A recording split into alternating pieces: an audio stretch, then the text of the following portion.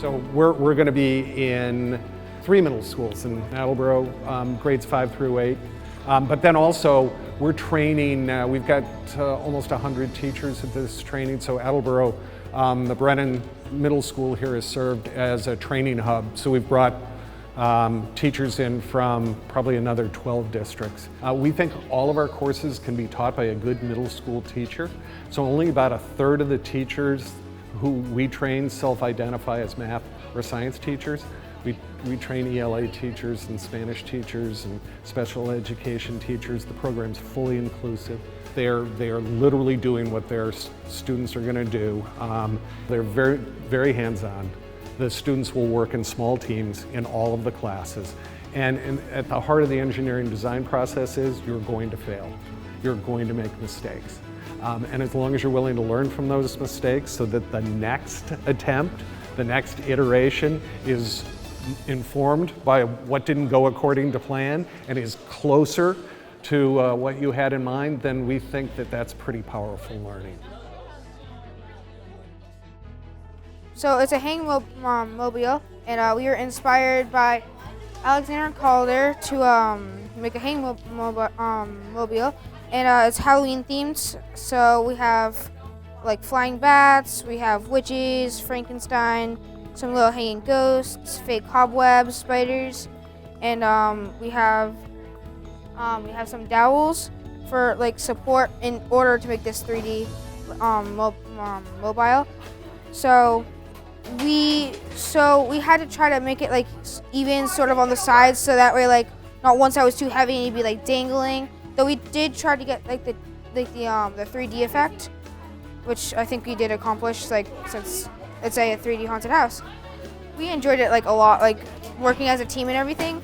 And we had a fun time in making it, like making designs and stuff. We had a few laughs here and there, and we like had specific like parts, like roles for each of us.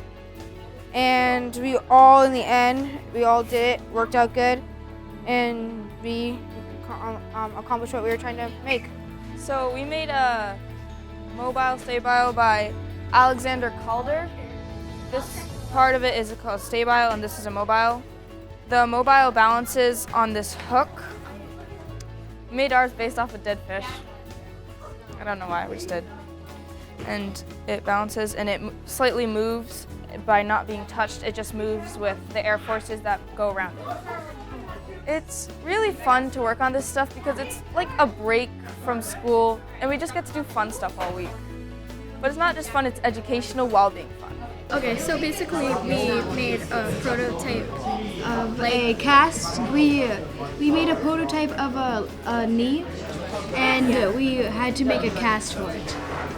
So these are both cardboard tubes, and the cardboard tubes acts as both part of the leg. So this is like the lower part of your leg, and this is like the upper part of your leg. And over here was supposed to be the hip, and down here was supposed to be like the ankle. So it's like where your thigh and your calf is. Yeah. So we connected them with an elastic and like brass pins on both sides.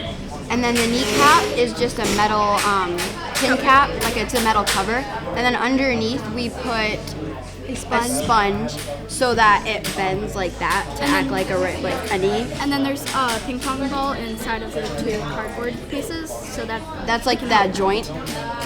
And so this is just supposed to represent like the knee and like how the knee works, like it bends.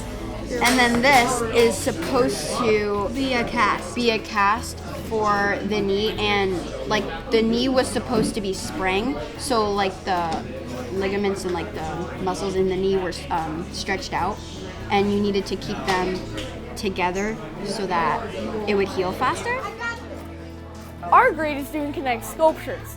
Yesterday we rotate through classes. Yesterday we did mobiles, and today we're doing marble tracks. The objective is we have to make a working marble track that has 2 turns, is 3 feet long, and we only have limited materials. I think a couple of challenges are the fact that the tubing is hard to manipulate. The marbles keep falling out of the cup because it's such a small container, and the fact that everything is just like all over the place. there's too much to work with, but there's too little to work with. I think Steam Week's okay so far. We're doing a lot of work, but it's gonna be okay. It seems fun, to say the least. We're making a beaver dam, which we used sand, popsicle sticks from people's backyards, and rocks from the dirt in some people's backyards and forests near people's house. And we used a plastic container. We cut it. Our teachers cut it in half, and we made the plastic container the water where the water would be, and we made the beaver dam on the other half of the box. And we were talking about how beavers can also be like ecosystem engineers when building dams for themselves in their environment. And when we were done making our dams, we filled it with water to see just how the beavers do it with their dams and holding back the water and surviving in their dams. And I thought it was really fun and creative. I just think it's a good concept because I know that some people don't like the social studies and that stuff, and they like to have a break from that and do other types of projects. So I just think that it's a good idea to get people happier to be in school and happier to learn in different ways in school.